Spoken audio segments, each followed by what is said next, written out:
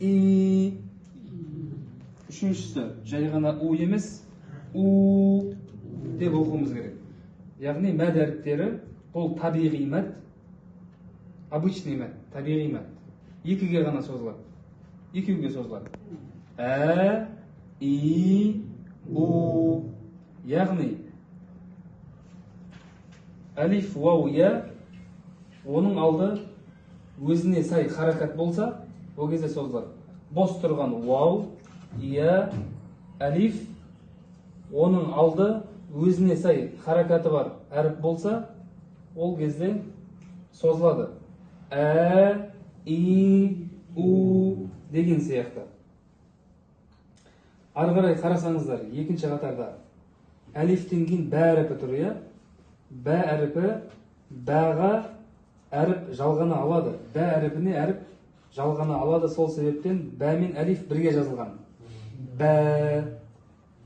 Мәселен бұлай. Бә әріпі және әлиф бірге жазылған.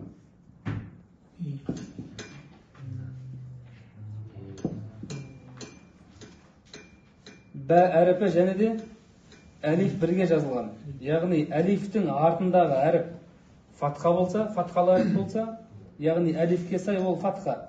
Сол кезде бә деп екіге ғана созасыз. Бә әріпі кәсіралы жазылып тұр, одан кейін бос тұрғаны я әріпі болса, би деп екіге созасыз. Бә әріпі доммалы, және де одан кейін вау әріпі бос тұрса, бу деп созасыз. Бә, би, бу деген сияқты. Тура осы форматта, мәселен, екі нүкте үстінде болса, тә, ти, ту болады. Үстінде екі емес үш нүкте болса, сә, фи, су болады. Астында екі нүкте болса, я, и, ю. Көрдіңіз, форматы кете береді бірдей болып. Бірақ сіз не істейсіз? Әріптің нүктесімен оны ажыратып аласыз. Сол үшін де біз әріптерді фундаментте бекер айтқан жоқпыз. Басында әріпке мұқият қарап жаттап алыңыздар деп айтқан болатынбыз.